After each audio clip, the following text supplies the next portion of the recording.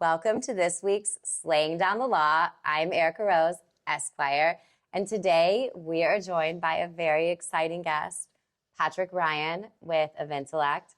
We're going to be slaying down the recent antitrust laws with the Ticket Act. So, Patrick, tell us why you're an expert in this field. Sure. Well, firstly, thanks for having me. Excited to be here. Eventellect works with hundreds of professional sports teams, helping them manage and price their ticket inventory. So while we're not in the concert space, we do understand the world of ticket marketplace and fan consumer behavior and fan consumer expectations. So while this doesn't directly impact my business, it certainly impacts the world of ticket buying. And I think that, there's a lot of confusion about how and where fans buy tickets, how and why tickets are marked up or marked down. I think there's even some confusion around Ticketmaster's role in the ecosystem. So I thought this would be a good opportunity to discuss some of those issues. So that's a great place to start. What is your opinion on Ticketmaster's role in all of this? So firstly, Ticketmaster is a technology company that does a lot to help artists and teams connect directly with fans. And there is some misconception about what role they play, right? So Ticketmaster is not the ones deciding what to charge fans. They're not deciding when or how to go on sale. They're really following the lead of the team and the artist. To that point, it's oftentimes very complicated to sell tickets to a 70,000 person stadium or having to sell across an entire arena tour where it might be 100 dates and 10,000 tickets a night. And so that technology is very powerful. I do think that what people don't understand in the States versus other countries is that Ticketmaster, SeatGeek, those types of companies compete for the rights to sell those tickets. Okay. And oftentimes those venues and teams get endorsement deals to be the exclusive providers. Like Ticketmaster is the exclusive vendor of record for American Airlines Center in Dallas, right? So they have all the rights to sell the tickets on the primary market. Whereas in Europe, what they'll do is they'll divide up tickets by any number of dozens of vendors. Okay. And even at one point, Amazon was in the ticketing business in the UK. It might be a little mom and pop shops. It might be any number of different websites. But those companies, they're not paying those arenas any big endorsement deals for the right to sell those tickets. It's more of just a service provider. And I think that what people don't fully understand is like, look, those endorsement deals, those checks that SeatGeek and Ticketmaster and StubHub are paying the venues, help those venues be more profitable. Right. They help those teams make money. It's a very important part of the infrastructure of the ecosystem. So right then and there, there's a bit of a difference in understanding of why those companies exist. So right off the bat, they have the exclusive rights to sell tickets for concerts and events that go through those particular venues. And so they want to do their best to maximize the way the tickets are sold and maximize fee revenue when they can. Yeah. So it's, to me, what I gathered a lot of things from this, but is that it seems like you think that it functions better in other countries. I wouldn't say consumer? Not necessarily, because some of those companies have the rights to sell tickets. They're not advertising, or Okay. they're not spending money on social media ads. They're not spending money on email campaigns. Okay. So I do think that's the other fact is that look, I think 95% of all ticketed events do not sell out. Okay. So these companies like Ticketmaster, SeatGeek, StubHub, AXS. Yeah. AXS is the official ticketing provider of the Toyota Center here in Houston. They have to spend money marketing to fans and making people aware that this artist is coming to town. Now, look, the promoter who's promoting that event or game, they have that obligation as well. So I do think that the current system for the way American venues are set up is the best way. Okay. Right? I do think that having an exclusive relationship, make sure that those vendors, right, whether it be Ticketmaster, whether it be SeatGeek, that they have the ability to earn money to provide that service. Okay. Right? So they do their job really well. That's the other thing too, is that 99.99% of tickets are sold without issue. It's just that those once in a summer events gets all this attention, like Taylor Swift. So let's talk about Taylor Swift. This was my one experience with this. My daughter, who is almost 8, she's a Swiftie. I'm now a Swiftie because of her, but I had to go through the process of becoming verified fan, and I have never literally done this before. Waited online for 8 hours that day to get in the queue. My eyes were glazing over. Finally, I was let in, and I got the tickets, VIP, whatever, good seats, etc., for a fairly reasonable price because I got verified fan. But I have some friends who are like way bigger Swifties than me, and somehow they didn't get verified fan. Do you know anything about that? So I think verified fan is one of the ways to combat bots, right? Okay. So bots are basically to create an online account with Ticketmaster, SeatGeek, or AXS. You just need a Gmail account and a credit card. Totally. And it's not hard to get a credit card because, you know, a lot of credit card companies will let you create hundreds of credit cards. They're called digital credit cards. And so people can create effectively hundreds, if not thousands, of Ticketmaster accounts. But the verified... I know someone who did that, actually, a weird mom that I'm not friends with, but she did this to like sell it at a more competitive rate than StubHub. Right. And so basically there's all sorts of workarounds, but the verified fan process does have some layers of intelligence where it's looking at, look, this person has bought tickets before. It's an email address that has existed in our system. Okay, to that makes sense. Right. So like basically give the real people a better chance. So it doesn't mean you have to necessarily be verified as a Taylor Swift fan? To that point, right, so like kind of skipping ahead a little bit is like one of the reasons the secondary market exists is some people, their time is worth money. But also you did bring up a good point that StubHub is now like, it used to be reasonable, like back in the day or whatever. I would sometimes like buy tickets that way or through third-party vendors, but now my friends were saying, and I looked because I was like, do I really want to sit in this queue any longer? But the StubHub prices were not good for that show.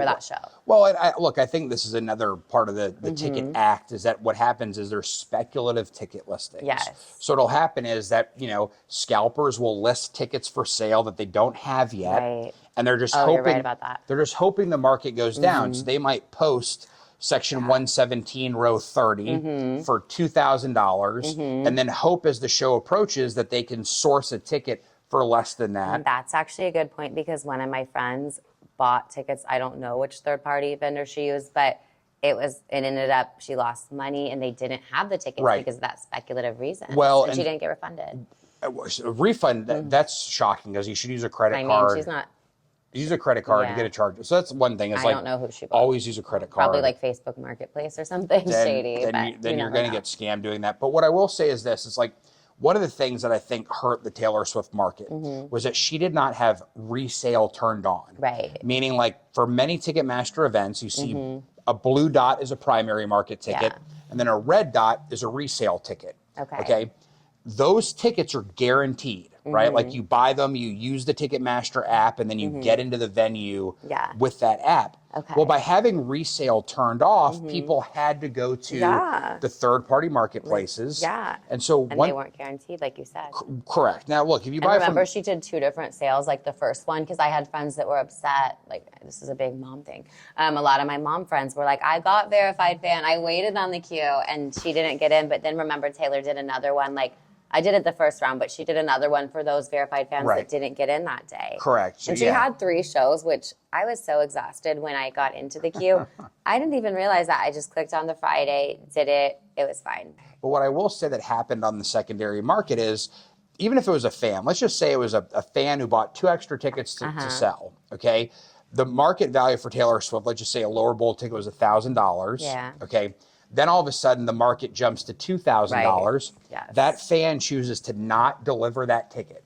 So they break the sale on Vivid Seats or StubHub or SeatGeek or whatever, and then they post it for $2,000, and then the market jumps to $4,000. So what we saw happening was a lot of sellers were not honoring the sales, and even if people were getting refunded, the market just kept jumping up and up and up. And that's why I do think that if Taylor Swift had turned on resale, people could say, okay, at least I know. So I think Taylor Swift and a handful of other artists don't want to turn on resale. Did Beyonce, for example? Beyonce did. And I think that, you know, some artists understand that, like, look, if my show sells out, I want them to be able to get verified resale options. Taylor and a couple others took the stance of, like, we want no part of you know, resale. But like, look, you're just putting your head in the sand. It's going to happen somewhere else. And so I do think that, like, she should have just turned on resale, accepted it. You know, we're seeing some artists, like I think Billie Eilish this summer, she has resale turned on, but it has to be at face value. That's good. Or maybe something, I like that. Or maybe something like some of the premium goes to a nonprofit. I mean, I like that too. You know, there is this thought of resale done right. Yes. And I do think that Taylor deserves some of the blame for not using the tools. Oh, I'm surprised you said Taylor deserves any blame. No, I think she didn't there are tools in place to make sure that the fans, can get authentic tickets, even if it's at a markup or different mechanisms. So do you feel like with her, not that we know her, but like, do you feel like it was more about her just being like, I'm Taylor Swift, I can do what I want, or that she just wanted to see what would happen? No, here's the biggest, most ironic part of this whole thing is that, okay, so Ticketmaster is owned by Live Nation. Right, and I didn't know that. So that's like a big thing. Make sure everyone heard that. Ticketmaster is owned by Live Nation. Can you explain a little more about Live Nation So for the average person Live Nation is a large concert promoter. Do they do any sporting events or just concerts? They just do concerts. Okay. So for example, like they will, they and their competitor, there's AEG. Who did the Madonna concert? I think that would have been Live Nation. So like this is, sorry to interrupt, but like I went to Madonna and I was like so surprised because there was a lot of empty seats. And like I would say Taylor Swift is like my Madonna, even though I'm closer to Taylor's age, but like my daughter's like obsessed with Taylor Swift. I grew up being obsessed with Madonna. It was my second time. The first concert I went to of hers like 10 or 15 years ago was sold out, but this one, like, it wasn't. Right. Well, so to that point, with Madonna, like, look, she charged a ton for her tickets. So I didn't know because my friends had a suite and they invited us as guests. So she probably tripled her ticket prices since her last tour. Yeah. So what happens is sometimes the supply outstrips the demand at that price, and then look. She even repriced some of her tickets for some of her shows where like the face value is $199. Yeah. She cut them to $99. Right. But like, does that make the news? And I have no. Speaking of another legal thing unrelated about Madonna, I think it's interesting that there's a lawsuit against her because she is known to come on late. Yes. And everyone knows that about her. I don't think that lawsuit's going to prevail to you. That's kind of crazy. It won't, but I think she paid a bunch of like noise complaints and stuff. Right. I mean, but like, look, I do think that the artist and the promoter could do a better job of saying like, this is Doors, this is the opening act. I shouldn't have to go to, I get that. I have to Google it. Like, I think the website's called songlist.fm to see like, when did they actually go on? Okay. I mean, that's a different issue. But anyway, I know. Live Nation, so let's just say Madonna wants to go on tour. Yes. She'll get bids from Live Nation, AEG, any number of other smaller promoters. What's AEG? And Shoots Entertainment Group. So it's a smaller version? They're pretty big, but it's privately held. AEG also owns AXS. So they own a ticketing company the way Live Nation owns Ticketmaster. And then basically the promoter will say, here's what we'll do. We'll guarantee you $1 million a night. We'll split, any dollar above $1 million a night. We'll split it 90% you, 10% us. They just bid for the tour. Okay. And so the ironic thing about the Taylor Swift tour is that it was promoted by AEG. Not Live Nation. Not Live Nation. And so Ticketmaster. All across the world or just here?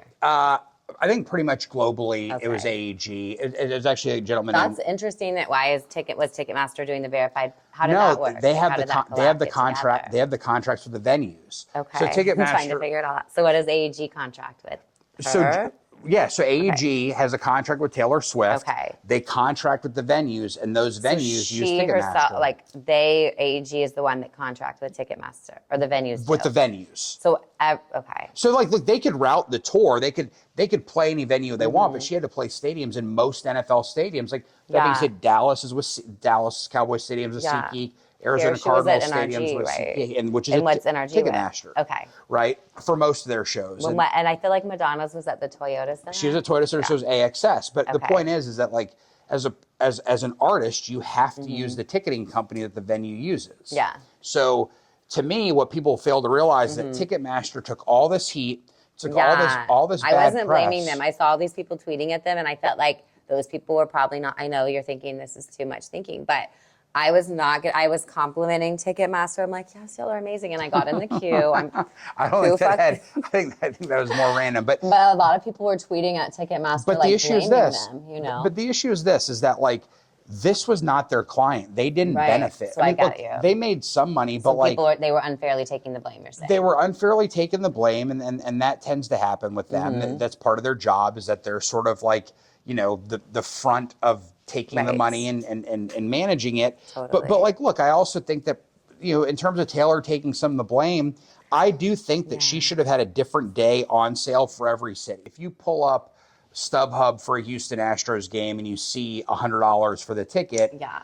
by the time you get to checkout with service fees and then taxes, it might be closer to $130 a So ticket. let's talk about that, because your company, Event Elect, how does it come into play with like an Astros or Rockets or sporting game? Right. So like with that $100 price at the consumer fees, we're helping the team. We use, data and analytics and science to help the team value that ticket. And that we have, so you we will work with post the owners of teams or the stadiums? For sports, it's generally one and the same, but It is. basically the teams. Okay. So That's I also think that like the media doesn't. They don't give enough information to consumers. Yeah, they really don't. And social media does not help. They don't talk about, hey, this Madonna show is not sold out. Yeah, and she just I was shocked when I got there. just lowered prices. Right. The media wants to cover Taylor Swift and tickets selling for 10 times face value. So when the media says, and you've heard this, I'm sure, Taylor Swift and Margot Robbie, but Taylor Swift was responsible for helping our economy. What's your take on that, the U.S. economy? Well, look, I do think that any event that's ticketed, right? Yeah. Anytime a big soccer game or a big concert tour goes to a large venue, people travel in and get hotel rooms. Also, when people are traveling, they tend to eat out. They tend to rack up bar bills. And so I do think, and then like, look, with Taylor Swift, what was happening was amazing. It was an unbelievable amount of FOMO in that people they missed her in Dallas or in Houston, so they flew and saw her in Dallas. Insane. Yeah, I mean the show got hot. All of her shows. That was the other thing. Her shows kept getting hotter and hotter as the tour was going on, and it just drove up the prices. But I will say, like getting back to the point of the ticket display, is that like fans. Look, I'll say this: like with airlines, you see the price you pay. Yes, hotels, that's the truth. But hotels you don't. I agree with that. Right. I just booked a bunch of hotels. What's in the best interest of ticket buyers? Should it be like the airlines? I think we should see the price. I think it should be like Disneyland, which I just bought tickets to. I was shocked at how cheap they were. I like at Disney, they tell you the price. There's no like you can add on to the cart, but like there's not. And when you're booking hotels, you're right, it's different because I was booking our travel. There's resort fees. There's late checkout fees. I mean, look, I do think that, I think there's a consumer thesis around fees. It's kind of tricking consumers. And I think that to me, knowledge is power, but also consumers should have knowledge. Yeah. And they should know what they're getting into. I think for me personally, with my experience with Ticketmaster, it did a good job because I did it through verified fans. So I wasn't like confused about anything other than that there was more than one night. But there were, regardless, the price, you maybe saw $700 a ticket. At checkout, there were fees. Oh, yeah, there were. And there were taxes. At that point, my eyes were like glazed over, and I was literally about to give up. And then luckily, one of my other mom friends was like, my other friend just got in. So,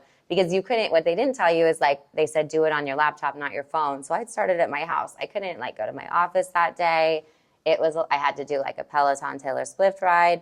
Anyways, I was like, I have to do this for my child. But I think a lot of times it was moms that felt like they were doing it for their kids and they had a lot of pressure. Right. Well, but also, look, the other issue is that like some people don't want to invest that kind of money and they're just going to pay whatever the open market tells them to pay. The issue is protecting those people who are buying on the open market, right? Like Ticketmaster. Is that the open market or no? It is, but basically saying like, here's things that fans expect. That they expect that the price they see is the price they pay. And that's what the Fair Trade Commission is doing? That's one of the things they're proposing. What else are they And some states have proposed that. Like if you're looking at an event in New York, it's already there. The price is there, right? So what are the states that have done it that you can think of? Like Texas hasn't? Texas is not. I think Illinois, it's only a handful, but I do think it'll become very common. I know Tennessee's one. I think a law that I do believe in that's addressed in one of these is I don't think that people should be able to list tickets before they're for sale. So I think that's really true. I think that's one of the other issues, like that these StubHub.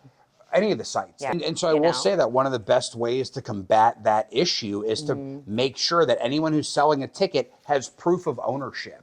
Okay. Right? And so that's a good idea. Then that way it's like, I see that you own it. You're going to deliver it. And if you don't, you're going to fill the order. Do you know, for example, if with a big corporation, I'm just keep saying StubHub because that's the one I know of. There could be others, but I'm saying, do you know if with Taylor Swift, like StubHub didn't fulfill certain? So what I will say is that my understanding, again, my company didn't sell any Taylor Swift tickets. My understanding is that StubHub went to every length to fill. Okay, that's good. And that's crazy. Is I think they lost hundreds of thousands of dollars because they making sure that they were filling those orders. Well, that's good. Some of the smaller marketplaces did not. Because I think that's important for people listening. If they can't get it for the future Right. for sports or either? Like, Right. what would your advice be for a fan of a sports team, for example, that wants to guarantee they're going to get tickets, that didn't buy them to Ticketmaster, someone the day, whatever, they have to go through the third-party vendor? So I mean, I do think Who's that the best? I mean, quite frankly, for non-high demand sports, I do think Vivid Seats, StubHub, Vivid. SeatGeek, Ticketmaster, they're all performing at The same level. at a same in level. terms of being like fair, and like Yeah. you said, StubHub went the extra miles and for spent Taylor their own Swift money. because they knew that they Yeah. were going to have a massive PR issue on their Yes. hands. There were a couple marketplaces that just didn't sell Taylor Swift tickets. Right, because they're like, we're not. We didn't want. They involved. didn't want to deal with the So, headaches. and the do you brand guys image. ever do that at Eventellect? Well, we're not a marketplace, right? So we're the marketplace where the fans are buying. We're more technology helping price and manage the ticket inventory For sports? For sports, Like every sports team? not every, about half. Like which ones? Well, we've got NDAs, which I'm sure you can So appreciate. you're not allowed to say. No, I mean I can Okay. generally, but we do work with all the 5 major leagues, and we work with some Mm-hmm. key, soccer teams overseas. When they come here, we help them with their manage their tickets. But I do think that one of the bigger issues is that it ends up being like 1 or 2 shows a year that people get upset about. And generally speaking, the industry does work very well and very efficient. Look, the other thing to keep in mind is about like the big picture, and we'll probably just end on the actual legal issues, the antitrust Yeah. issue. So what's the antitrust The antitrust issues? issue is that Live Nation is the country's largest concert promoter. Okay. Okay. So like most of the And shows, who owns Live Nation? they're publicly traded. Okay. Right. So you can buy their stock. Okay. Would it be a good stock to buy? I'd rather not give that recommendation. I Okay. think maybe it's a little high today, but if Okay. you would have bought it, if you would have bought it during the pandemic, you certainly did very well. Do you have any stock tips for our followers? No, I do not. I don't want to get sued. So what I will say is that, so like any of those events that go through the Woodlands, for example, that Yeah. venue, almost all of those shows are promoted by Live Nation. Okay. Right. So they promote thousands of concert shows every year, but then Ticketmaster, they ticket the most number of venues. Okay. So some people think that it's not in the best interest of the consumer that the largest concert promoter who sets the ticket price and then Ticketmaster who's selling the tickets, that's too much power within that food chain. What do you think? I personally think that both industries, the ticketing side of it and the concert promotion, they are very competitive. It's not like anytime Ticketmaster is competing to win the business of an arena, there's a SeatGeek or an AXS I have a bidding against question. them. Would you say it's more competitive in the sports or the music space? I would say it's equally competitive, Equally? right? And it's similar teams, it's similar entities competing for these, right? Okay. But basically, it's not like Ticketmaster's. They're having to bid against competitors to win ticketing deals, and then Live Nation's having to bid against AEG and other promoters for deals. Okay. But look, I don't know the law perfectly. I think you do. Do they have too much power as a combined entity? I think that's what's going to be determined. But I do think that people should So understand. how long do you think this is going to take to It settle? won't get settled before the election. What I will say is that I do think that fans need to understand that there is competition in the space, Right. And it's a matter of whether or not the 2 biggest entities, whether or not they should be one company. And What do you think? I don't know, Merger? actually. I Should mean, they do a merger? well, they are merged, so So then that was they the whole are. thing. There was a merger. In 2010, and the Okay. Obama administration approved it. So you like that? I wouldn't say I like it, but I would say I see the logic of it. And people were kind of surprised that it was allowed, but like I do think the viewpoint was like, this is a ticketing company Yeah. that competes in the ticketing world, and this is a concert promoter that competes in the promoter Since world. that 2010 merger, has there been an improvement or an unimprovement in the flow of things? So I think it's hard to say because I Okay. think that in general, ticket prices are way higher than they were 10 years ago. But I don't think that's a result of this merger. Inflation. I think it's a result of demand. I think it's the result of more awareness of Social concerts. media. Social media. So like I remember, probably I think it was the Jay-Z tour in 2011. It was right around the time that like Instagram was becoming a big thing, and the tour just got hotter and hotter because Okay. people could see it on social media. So Yeah. I think in general, fans, regardless of the merger, regardless of how this, I think there's more shows than ever before. Yeah. There's more options of ways to spend money on entertainment. Who do you think, like, if you could say this one does it great, like as a role model, who would you say? I mean, it could be a team, Look, an artist, someone that's a good role model, or that you think does it just right. I think that Jay-Z and Beyonce do a very good job of ticketing because I do think that they charge a ton for their best seats, but then they charge a much lower price for the worst seats. So they're kind of like, we're taxing the rich, but we're giving a benefit to. Good. And so like I do, and look, they use Live Nation, they use Ticketmaster. Yeah.